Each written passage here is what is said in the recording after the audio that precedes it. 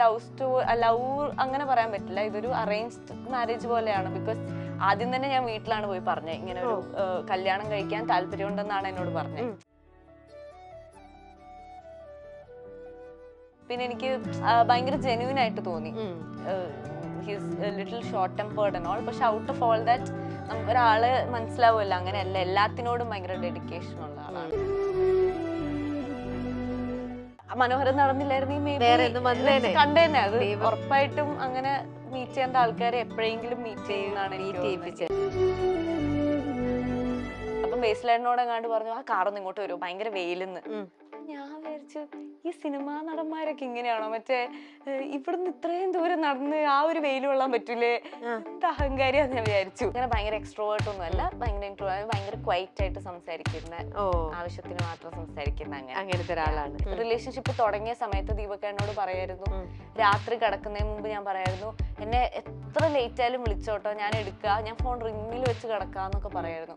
ആദ്യം ഞാൻ കാണുന്നത് കോ ആക്ടർ ആയിട്ടാണല്ലോ, അപ്പം വിനീതേട്ടൻ, ബേസിലേട്ടൻ, ദീപകേട്ടൻ ഇവരൊക്കെ അങ്ങനെ വിളിച്ചിട്ട് പെട്ടെന്ന് റിലേഷൻഷിപ്പ് ആകുമ്പോ ഇന്ന് മുതൽ ഇനി ഞാൻ വിളിക്കണ്ടല്ലോ.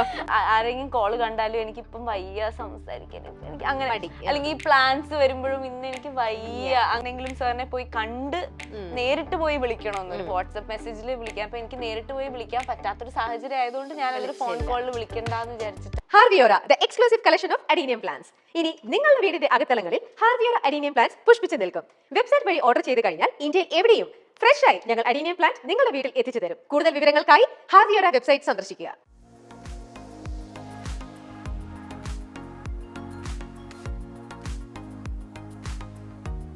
നമസ്കാരം.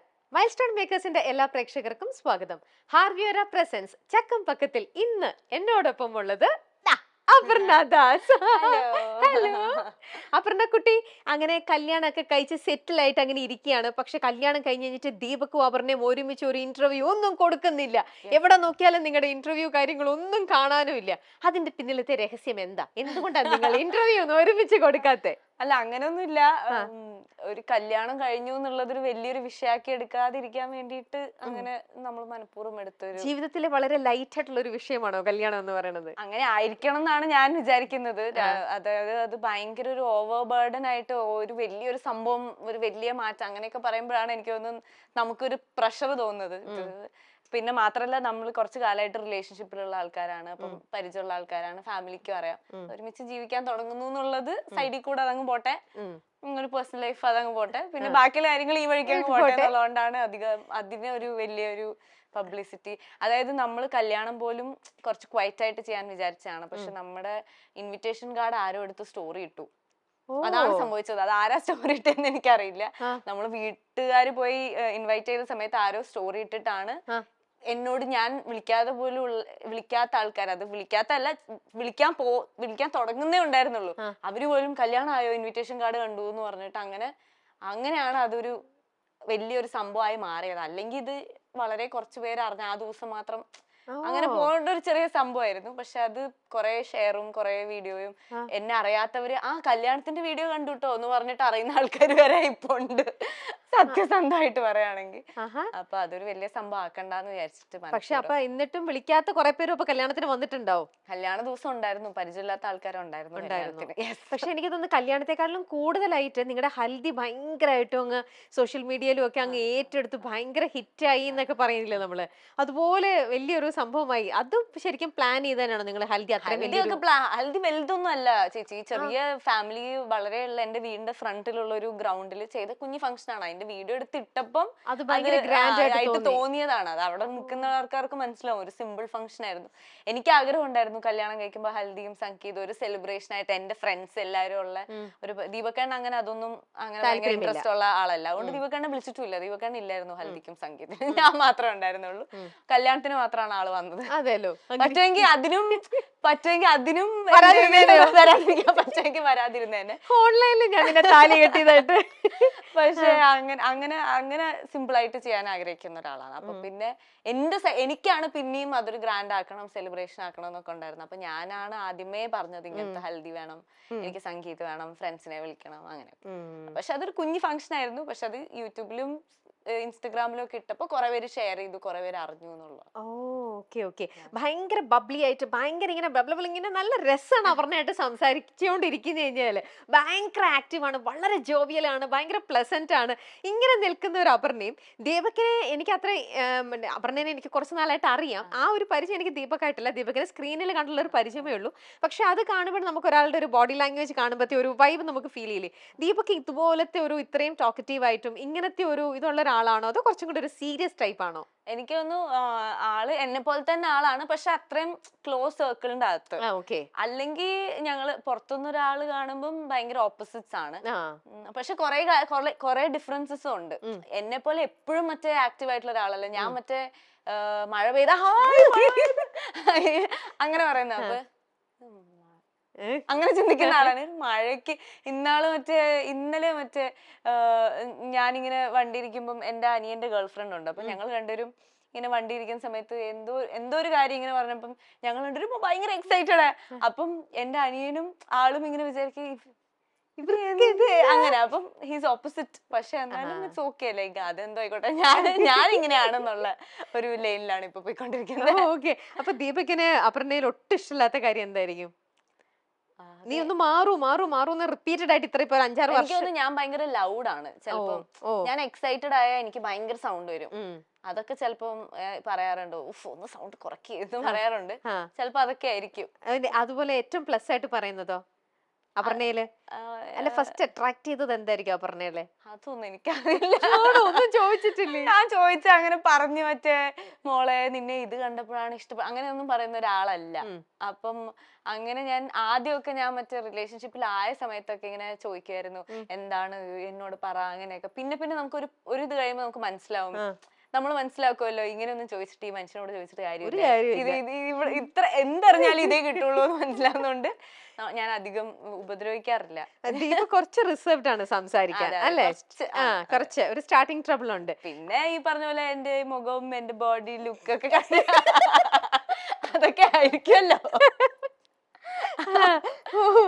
ദീപക് കേൾക്കണ്ട, ഉറങ്ങാണെന്നുള്ളൊരു വിശ്വാസത്തിൽ നമുക്കിങ്ങനെ എന്തും പറയാലോ. എന്നാ പിന്നെ ഇത് എങ്ങനെയാ നിങ്ങളുടെ ലവ് സ്റ്റോറി? എവിടുന്ന് എങ്ങനെയാണ് ഈ മനോഹരത്തിൽ നിന്ന് നിങ്ങൾ അവിടെ സെറ്റിലാണോ ആദ്യം ഒരുമിച്ച് കാണണത്? അവിടുന്ന് അങ്ങനെ സെറ്റിൽ നിന്ന് തന്നെ നിങ്ങൾ പിരിയുമ്പോൾ നിങ്ങൾ ഈ ഒരു റിലേഷനിലേക്ക് ആയിട്ടാണോ നിങ്ങൾ പിരിയണേ? മനോഹരം സെറ്റില് ഞാൻ ആദ്യം ദീപകണ്ണെ കാണുമ്പോ വിചാരിച്ചത് ഭയങ്കര എന്ത് അങ്ങനെ ഫസ്റ്റ് ഞാൻ കാണുന്ന സമയത്ത് ആള് മറ്റേ എന്താ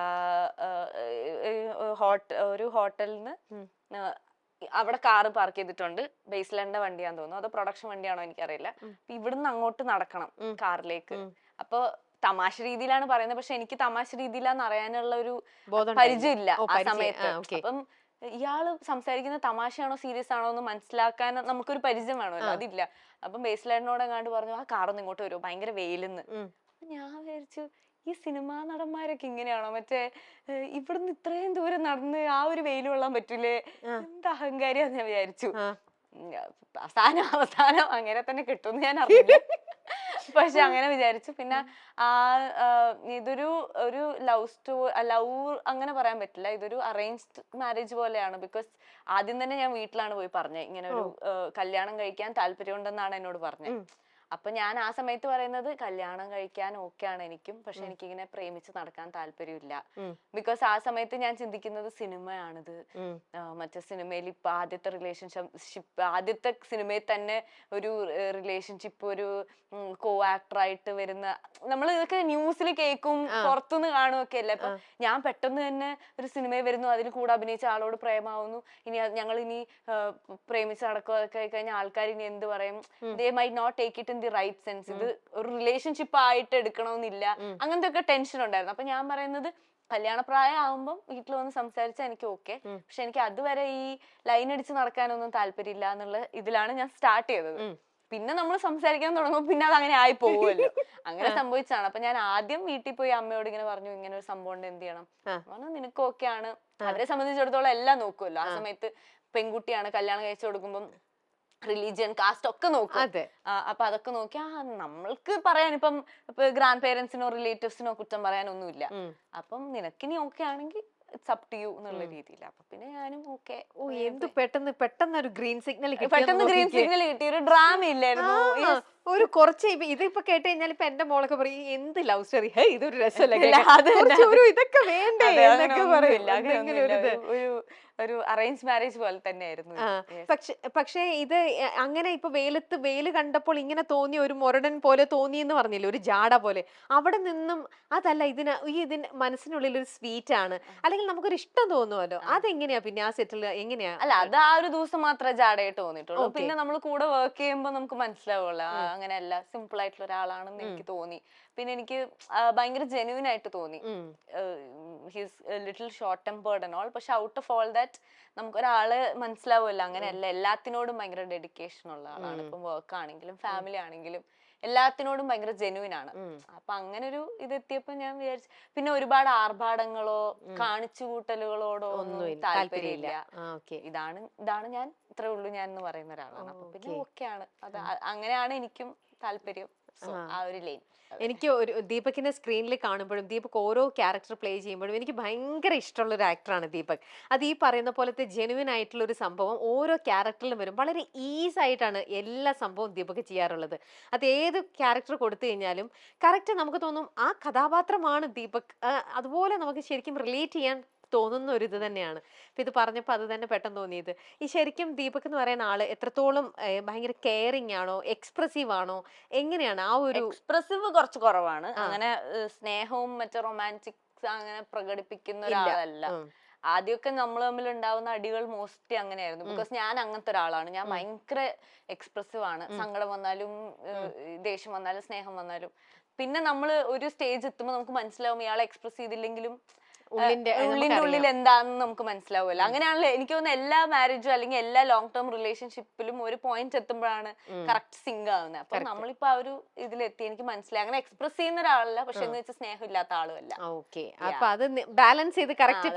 ഞാൻ മറ്റേ ഓവർ എക്സ്പ്രസീവ് ആയതുകൊണ്ട് എക്സ്പ്രഷൻസിന് കുറവൊന്നുമില്ല വീട്ടിൽ. പക്ഷെ അങ്ങനെ ഉള്ളപ്പോ തന്നെ ചിലപ്പോ തോന്നില്ലേ, ഇപ്പം അപർണ ഒരേ സൈഡിൽ ഭയങ്കര ഓവർ എക്സ്പ്രസീവ് ആണ്, അല്ലെങ്കിൽ അപ്പം എപ്പോഴെങ്കിലും ഒരു മൊമെന്റില് ഓപ്പോസിറ്റ് നിൽക്കുന്ന ആൾ ഒട്ടും തന്നെ എക്സ്പ്രസീവ് അല്ലാത്തപ്പോഴേ ഒരു നേരമെങ്കിലും ഒന്ന് എക്സ്പ്രസീവ് ആയിരുന്നെങ്കിൽ. അങ്ങനെയൊക്കെ മുമ്പൊക്കെ എനിക്ക് ഭയങ്കരമായിട്ട് തോന്നുമായിരുന്നു. മുമ്പ് മറ്റേ ഞാൻ അതിന്റെ പേരിലാണ് എപ്പോഴും അടി ഉണ്ടാക്കുന്നത്. ഞാൻ അങ്ങനത്തെ ഒരാളാണ്. ഞാൻ മറ്റേ പ്രോപ്പർ ഈ പൈങ്കിളി ലവ് സ്റ്റോറിയിലൊക്കെ കാണുന്ന കാമുകി പോലത്തെ ആളായിരുന്നു. മറ്റേ മെസ്സേജ് അയച്ചില്ല, എന്തെന്നെ വിളിച്ചില്ല അങ്ങനെ ചോദിക്കുന്ന ആളായിരുന്നു. പക്ഷെ ഒരു പോയിന്റ് കഴിഞ്ഞപ്പോ എനിക്ക് മനസ്സിലായി അത് നമ്മള് അടി ഉണ്ടാക്കല് മാത്രമേ ഉള്ളൂ. പിന്നെ അത് കൊറേ കഴിയുമ്പോ നമ്മള് ഈ ഇൻസ്റ്റഗ്രാമിൽ ഇതിലൊക്കെ കാണില്ലേ റെഡ് ഫ്ലാഗ് ഗ്രീൻ ഫ്ലാഗ്, അതിലൊന്നും എനിക്ക് I don't feel like it's life. No, at the end of the day it doesn't matter. You have to like എപ്പോഴും ഇങ്ങനെ കാണിച്ചുകൊണ്ടിരിക്കുന്നതിലും ഉപരി നമ്മൾ എന്താണോ അത് കാണിക്കുന്നത്. പിന്നെ വേറൊരു വ്യത്യാസം എന്താന്ന് വെച്ച് കഴിഞ്ഞാൽ, ഞാൻ മുമ്പൊക്കെ റിലേഷൻഷിപ്പ് തുടങ്ങിയ സമയത്ത് ദീപക് എന്നോട് പറയായിരുന്നു, രാത്രി കിടക്കുന്നതിന് മുമ്പ് ഞാൻ പറയായിരുന്നു, എന്നെ എത്ര ലേറ്റ് ആയാലും വിളിച്ചോട്ടോ, ഞാൻ എടുക്കുക, ഞാൻ ഫോൺ റിങ്ങിൽ വെച്ച് കിടക്കാന്നൊക്കെ പറയായിരുന്നു. ഇപ്പൊ ഞാൻ പറയും എന്നെ വിളിക്കല്ലേ, ഞാൻ കിടന്നുറങ്ങാൻ, എന്നെ ശല്യം ചെയ്യല്ലേ. അങ്ങനെ എനിക്ക് ചേഞ്ചസ് ഉണ്ട്. പക്ഷെ ദീപക്കേണ്ണ അന്നും പറയായിരുന്നു ഞാൻ ഉറങ്ങാൻ പോണ എന്നെ വിളിച്ച് ശല്യം ചെയ്യരുത്. ഇന്നും പറയും ഞാൻ ഉറങ്ങാൻ പോണ എന്നെ വിളിച്ച് ശല്യം ചെയ്യരുത്. അപ്പൊ എനിക്ക് അന്ന് അത്രയും കാണിച്ചു കിട്ടിയത് തുടക്കത്തിന്റെ ഒരു ഇതാണ്. പോകെ പോകെ ഞാൻ എന്റെ സ്ഥിരം ഐ മീൻ റിയൽ സ്വഭാവം കാണിച്ചു. പക്ഷെ ആള് അന്ന് എന്താണോ അത് തന്നെയാണ് ഇപ്പോഴും. അപ്പൊ പിന്നെ ഓക്കെ ആണ്, അത് മതി. ഒരുപാട് ഞാനാണ് ഓവറായി കാണിച്ചോണ്ടിരുന്നത്. അപ്പം ഐ ഫീൽ അതെനിക്ക് തോന്നുന്ന ഒരു ഗേളിന്റെ ഒരു പെർസ്പെക്റ്റീവും ഒരു ബോയുടെ ഒരു ഇതും വ്യത്യാസം ഉണ്ടാവും. പിന്നെ ആ ഒരു ഏജിലും ഒക്കെ ആകുമ്പോഴത്തേക്കും നമ്മൾ ആ ലൈഫിനെ കാണുന്നത്, ഇതൊക്കെ ഒരു ലൈഫിൽ ഫസ്റ്റ് ടൈം വരുന്നതാകുമ്പോഴത്തേക്ക് ഈ സിനിമയും ഓരോന്നും കണ്ടിട്ട് അതൊക്കെ കുറെയൊക്കെ ഇൻഫ്ലുവൻസ് ചെയ്യുമല്ലോ. അപ്പൊ നമ്മൾ വിചാരിക്കും ഇതാണ് റിയൽ ലൈഫിലും ഇങ്ങനെ എന്നൊക്കെ വിചാരിച്ചിട്ടുള്ള ആ ബാലിശമായ ഓരോ അങ്ങനത്തെയൊക്കെ ആവുള്ളായിരിക്കും അന്ന് അങ്ങനെ ആവാൻ കാരണം. ഇപ്പം ഇന്നിപ്പോ ലൈഫിലേക്ക് കയറി ഓരോന്നോരോന്നും പഠിച്ചു, റിയൽ ലൈഫ് എന്താന്ന് മനസ്സിലായി. സോ എല്ലാം അങ്ങനെ വളരെ നോർമൽ ആയിട്ട് കൊണ്ടുപോകണം.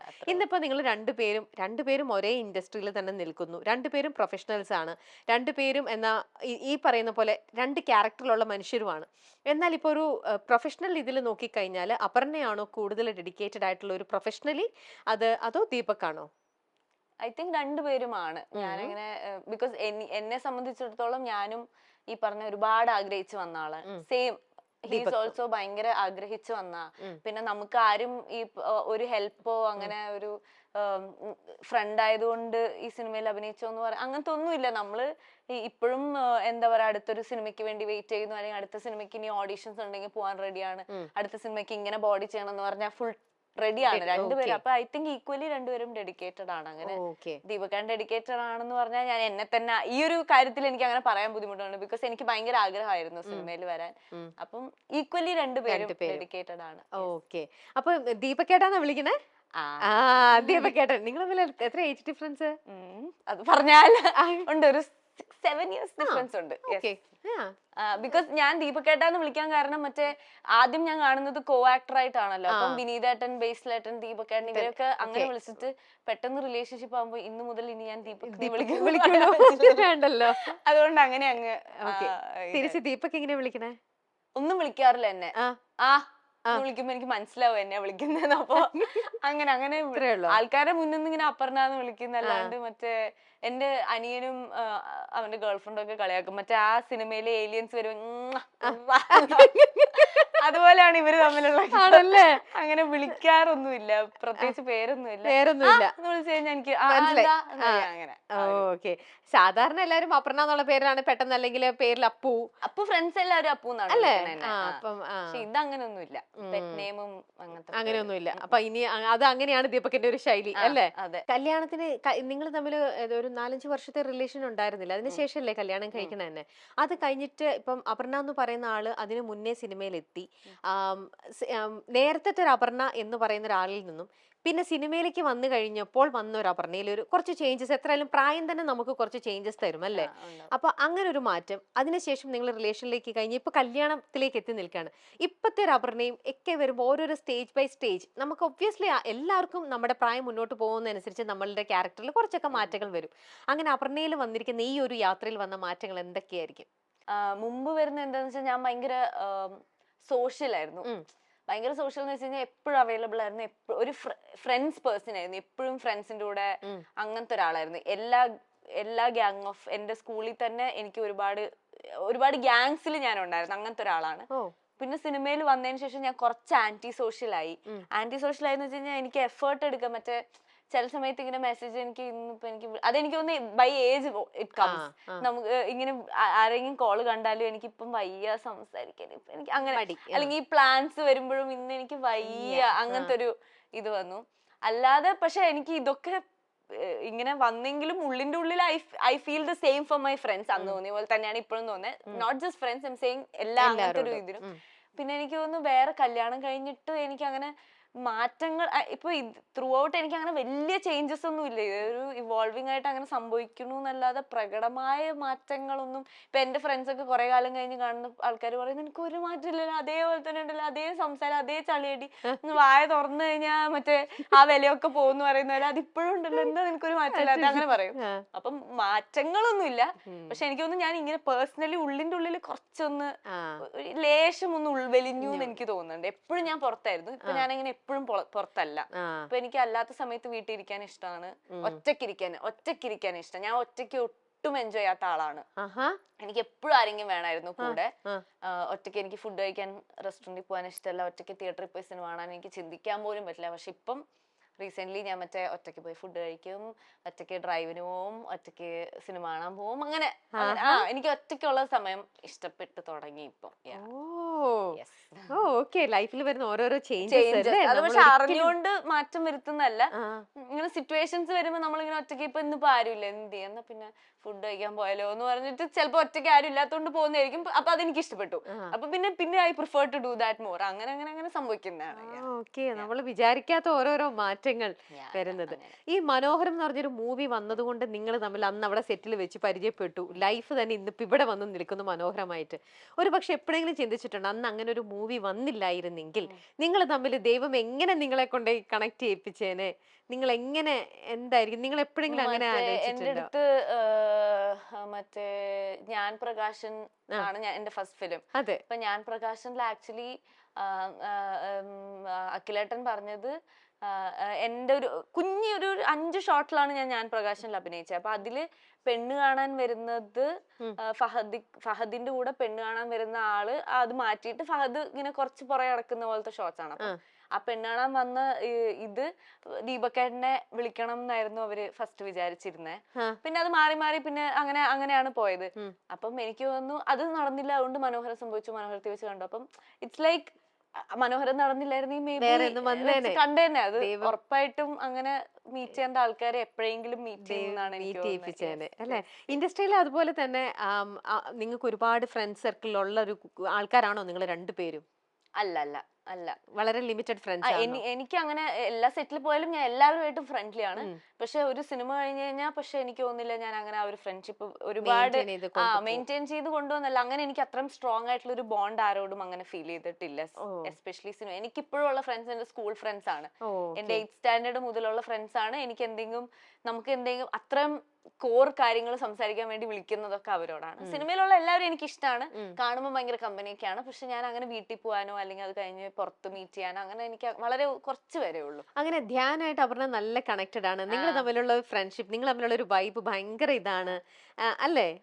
അതെങ്ങനെ അറിയാം? എനിക്ക് ധ്യാൻ ചേട്ടന് ലൈക്ക് എ ബ്രദർ. ദീപക്കേട്ടന്റെ ഫ്രണ്ടാണ്. ഇപ്പൊ ധ്യാൻ ചേട്ടൻ മറ്റേ ഞാൻ എപ്പോഴും പറയും എന്തും നമ്മുടെ നാട്ടില് എന്തും തുറന്നു പറയാൻ ലൈസൻസ് ഉള്ളൊരു ആളാണല്ലേ ധ്യാൻ ചേട്ടൻ. എന്ത് പറഞ്ഞാലും എല്ലാവരും ആ ഒരു സെൻസിൽ എടുക്കും. അത് ഭാഗ്യമല്ലേ. നമ്മളൊക്കെ എന്തെങ്കിലും പറഞ്ഞു കഴിഞ്ഞാൽ അതിന് എന്തൊക്കെ തലത്തിൽ ചിന്തിക്കും. ധ്യാൻ ചേട്ടൻ എന്ത് പറഞ്ഞാലും അത് ധ്യാൻ ശ്രീനിവാസനല്ലേ എന്നുള്ളൊരു ലൈനിലല്ലേ വരുള്ളൂ. പക്ഷെ എനിക്ക് ഭയങ്കര ഇഷ്ടമാണ് ആള്. ഞാനിങ്ങനെ വിചാരിക്കും ഉടായ്പാണെങ്കിലും എന്തുടായ്പ ചെയ്താലും അത് പറയാൻ ധൈര്യം കാണിക്കുന്ന ഒരാളാണ്. ഞാൻ ഉടായ്പെന്ന് സ്വയം സമ്മതിക്കുന്ന ഒരാളാണ്. അപ്പൊ എനിക്ക് ഓക്കെ ആണ്, എനിക്ക് ഇഷ്ടമാണ്. ധ്യാൻ വന്നിരുന്നു നിങ്ങളുടെ കല്യാണത്തിന്? ഇല്ല ഇല്ല. അത് ധ്യാൻ ചേട്ടൻ പനിയാണെന്ന് പറഞ്ഞു. അത് എത്രത്തോളം സത്യാന്ന് എനിക്ക് അറിയില്ല. അപ്പൊ പനിയാന്ന് പറഞ്ഞിട്ട് പിന്നെ അന്ന് പറഞ്ഞു എന്തോ പനിയാണ്. പിന്നെ വിളിച്ച് സംസാരിച്ചപ്പോ വോയിസ് ഉണ്ടായില്ല. അപ്പൊ അതുകൊണ്ട് സത്യമാന്ന് വിശ്വസിക്കുന്നു. അതാണ് അന്ന് വരാൻ പറ്റാത്ത വന്നിരുന്നു. ഓക്കെ. കല്യാണത്തിന് മുമ്പേ ആണല്ലോ തമിഴ് മൂവിയില് വിജയുടെ കൂടെ അഭിനയിച്ചത്. അപ്പൊ ആ ഒരു ഇപ്പൊ കല്യാണം ഇങ്ങനെ എന്നൊക്കെ പറയുമ്പോൾ നമ്മൾ കൂടെ വർക്ക് ചെയ്ത ആൾക്കാരെയൊക്കെ നമ്മൾ കല്യാണത്തിന് തീർച്ചയായിട്ടും വിളിക്കും. പ്രത്യേകിച്ച് ഇങ്ങനത്തെ ഒരു ഇതൊക്കെ വന്നപ്പോ അന്നപ്പോ അങ്ങനെ തമിഴ് ഇൻഡസ്ട്രിന്ന് ആരെങ്കിലുമോ അല്ലെങ്കിൽ ഈ പറയുന്ന പോലെ വിജയിനെ തന്നെയും കല്യാണത്തിന് ഇൻവൈറ്റ് ചെയ്യോ അങ്ങനെ? ഞാൻ ചെയ്തിട്ടില്ല. Because first of all Vijay സാറുമായിട്ട് എനിക്ക് ഇങ്ങനെ വർഷത്തിലൊരിക്കൽ ഇപ്പൊ ഒരു പടം ഇറങ്ങി കഴിഞ്ഞാൽ ഞാൻ ചിലപ്പോൾ സാറിന് മെസ്സേജ് അയക്കും, സാർ നൈസ്, അല്ലെങ്കിൽ ന്യൂ ഇയർ ആകുമ്പോൾ happy new year, merry Christmas, അങ്ങനെ അയക്കുന്ന ഒരു റിലേഷനേ ഉള്ളൂ. അപ്പൊ ഞാൻ മറ്റേ കല്യാണത്തിനൊക്കെ വിളിച്ചിട്ട് ആ ഒരു ഇത് കളയണ്ടെന്നുള്ളൊരു, നമ്മൾ ഒരുപാട് റെസ്പെക്ട് ചെയ്യുന്ന ആള് പുള്ളിയുടെ നമ്പർ എന്റെ കയ്യിൽ ഉണ്ടെന്നുള്ളത് കൊണ്ട് മറ്റേ എന്റെ വീട് ഹൗസ് വാമിംഗ് ആണ്, കല്യാണമാണ്, അങ്ങനെ പറയാൻ പാടില്ലല്ലോ എന്നുള്ളതുകൊണ്ട് ഞാൻ എന്തായാലും സാറിന് വരാനും പറ്റില്ല. അപ്പൊ എന്റെ മനസ്സിൽ ആഗ്രഹം ഉണ്ടായിരുന്നു എന്തെങ്കിലും സാറിനെ പോയി കണ്ട് നേരിട്ട് പോയി വിളിക്കണമെന്ന്. ഒരു വാട്സ്ആപ്പ് മെസ്സേജിൽ വിളിക്കാം. അപ്പൊ എനിക്ക് നേരിട്ട് പോയി വിളിക്കാൻ പറ്റാത്തൊരു സാഹചര്യം ആയതുകൊണ്ട് ഞാൻ അതൊരു ഫോൺ കോളിൽ വിളിക്കണ്ടെന്ന് വിചാരിച്ചിട്ട് അങ്ങ് വിളിച്ചില്ല. എനിക്ക് തോന്നുന്നു വിജയെ കാണാൻ വേണ്ടിയിട്ട് തന്നെ അപർണയുടെ കല്യാണത്തിന് വിജയ് വരുമെന്ന പ്രതീക്ഷയിൽ കുറച്ച് ആൾക്കാർ നിങ്ങൾ ക്ഷണിക്കാതെ വന്നതെന്ന് മുമ്പേ പറഞ്ഞില്ലേ, അതേപോലെ കുറച്ച് ആൾക്കാർ വന്ന് കയറിയത് അങ്ങനെ കുറച്ച് ആൾക്കാരാണ്. ഈ കല്യാണത്തിന് പോയാൽ പിന്നെ പൊതുവെ കുറച്ച് പബ്ലിക് ഉണ്ടല്ലോ, ഇവരുടെ സെലിബ്രിറ്റിയുടെ കല്യാണം, ഇവിടെ കുറെ സെലിബ്രിറ്റീസ് അങ്ങനെ ഉണ്ടാകും. നമ്മുടെ നാട്ടിൽ നിന്ന് തന്നെ അങ്ങനെ കുറച്ച് സിനിമാക്കാരെ കാണാൻ വേണ്ടി അങ്ങനെ ഉണ്ടാവുമായിരിക്കും. വിജയ് സാർ വന്നു കഴിഞ്ഞാൽ പിന്നെ പാലക്കാട് ആ ഏരിയ ഫുൾ മറ്റേ സീൽ ചെയ്യേണ്ടി വരും. അത്രയും ഫാൻസ് ഉണ്ടല്ലോ വിജയ് സാറിന് പാലക്കാട്. അങ്ങനൊന്നും എന്തായാലും വരൂല്ല. പിന്നെ ഞാൻ ഒന്നില്ലെങ്കിൽ നമ്മൾ പോയിട്ട് ആ ഒരു റെസ്പെക്ട് കൊടുത്ത് നേരിട്ട് പോയി വിളിക്കണം. ഫോണിൽ ഒരു മെസ്സേജ് അയച്ച് വിളിക്കേണ്ട ഒരാളായിട്ട് എനിക്ക് അങ്ങനെ എനിക്ക് ചെയ്യാൻ ആ ഒരു സാഹചര്യത്തിൽ ഷൂട്ടും കാര്യങ്ങളും. ഞാൻ കല്യാണത്തിൽ ഫുള്ളി ഇൻവോൾവേ അല്ലായിരുന്നു. കല്യാണത്തിന്റെ 2 ദിവസം മുമ്പാണ് ഞാൻ വീട്ടിലെത്തുന്നത്. അതിന് മുമ്പ് ഷൂട്ടും കാര്യങ്ങളും ഒക്കെ ഉണ്ടായിരുന്നു. കല്യാണ സമയത്ത് ആക്ച്വലി ഷൂട്ട് ഉണ്ടാവും എന്നൊക്കെയുള്ള ടെൻഷനും അങ്ങനെയൊക്കെ ആയിരുന്നു. അപ്പം എനിക്ക് ഫുള്ളി ഞാൻ മറ്റേ എല്ലാരെയും എത്രയോ വിളിക്കാതെ വിട്ടുപോയ ആൾക്കാരുണ്ട് എന്റെ സൈഡിൽ നിന്ന്. അപ്പൊ അവരൊക്കെ ചിലപ്പോൾ ഇപ്പോഴും എന്തെങ്കിലും കാണുമ്പോൾ എന്നെ വിളിച്ചിട്ടില്ല എന്ന് പറയും. പക്ഷെ ഞാൻ അങ്ങനെ ഒട്ടും ആ ഒരു സമയത്ത് ഒന്നാമത് കല്യാണത്തിന്റെ സ്ട്രെസ്സും ടെൻഷനും, അയ്യോ കല്യാണമാണെന്നുള്ളൊരു കാര്യം, രണ്ടാമത് ഷൂട്ട് ഉണ്ട്, മൂന്നാമത് എന്തൊക്കെയോ അറേഞ്ച് ചെയ്യണം, അങ്ങനത്തെ കാര്യങ്ങള്. അപ്പൊ എല്ലാം കൂടെ കൊണ്ട് കുറെ പേരെ ഞാൻ വിളിച്ചിട്ടില്ല. പിന്നെ സാറിനെ ഒന്നും പോയി വിളിക്കാനുള്ള സമയം ഉണ്ടായില്ല. അപ്പൊ പിന്നെ ഞാൻ വിചാരിച്ചു വേണ്ട എന്നുള്ള രീതി. Okay okay. പിന്നെ ആനന്ദ് ശ്രീബാലയില് അതിനകത്ത് അതിന്റെ വിശേഷങ്ങളൊക്കെ പറയും. അതിലെ നായികയല്ലേ ഇപ്പൊ? അതെ. അപ്പൊ അതിലെ വിശേഷങ്ങളും കൂടെ ആനന്ദ് ശ്രീബാല അടുത്ത് തന്നെ റിലീസ്, എന്നാണ് ഡേറ്റ് ഫിക്സ് ചെയ്തിട്ടില്ല, പക്ഷെ അടുത്ത് തന്നെ ഉണ്ടാവും അതിന്റെ റിലീസും കാര്യങ്ങളൊക്കെ ആയിട്ട്. അതിന്റെ കാര്യം വർക്ക് എല്ലാം കഴിഞ്ഞു. വർക്ക് എല്ലാം കഴിഞ്ഞു. പോസ്റ്റ് പ്രൊഡക്ഷനും എല്ലാം. ഇനി എന്തെങ്കിലും ടെക്നിക്കലി എന്തെങ്കിലും ബാക്കിയുണ്ടെങ്കിൽ നമ്മൾ എന്റെ ഡബിങ്ങും ഞങ്ങൾ ചെയ്യേണ്ട കാര്യങ്ങളൊക്കെ കഴിഞ്ഞു. ഇനി ബാക്ക് എൻഡിൽ എന്തെങ്കിലും ബാക്കിയുണ്ടോ എന്ന് എനിക്കറിയില്ല. അത് അവര് ചെയ്തോണ്ടിരിക്കുകയാണ്. പക്ഷെ ഓൾമോസ്റ്റ് ഒരു 90% ഫിലിം ഫിലിം ഓക്കെ ആണ്, റെഡി ആണെന്നാണ് എനിക്ക് അറിയുന്നത്. അതിന്റെ റിലീസും കാര്യങ്ങളും ഡേറ്റും ഒക്കെ അവര് ഇപ്പൊ സ്ലോലി പ്രൊമോഷൻസ് ഒക്കെ സ്റ്റാർട്ട് ചെയ്യണം എന്നുള്ളൊരു സ്റ്റേജിലാണ്. അത് ഞാൻ ഭയങ്കരമായിട്ട് എക്സൈറ്റഡ് ആയിട്ട് ലുക്ക് ഫോർവേഡ് ചെയ്യുന്ന ഒരു ഫിലിമാണ്. അത് ആൾക്കാർക്ക് ഇഷ്ടപ്പെടാൻ സാധ്യതയുള്ള ഒരു സിനിമയാണ്. അതിന്റെ പ്രൊമോഷൻ സമയത്ത് നമുക്ക് അതിന്റെ ക്യാരക്ടറും കാര്യങ്ങളൊക്കെ ഡീറ്റെയിൽ ആയിട്ട് പറയാം. പക്ഷെ എന്നാലും ഇത്ര എക്സൈറ്റ്മെന്റ് വരാൻ ആനന്ദ് ശ്രീബാലയിലെ ക്യാരക്ടർ എന്തായിരിക്കും?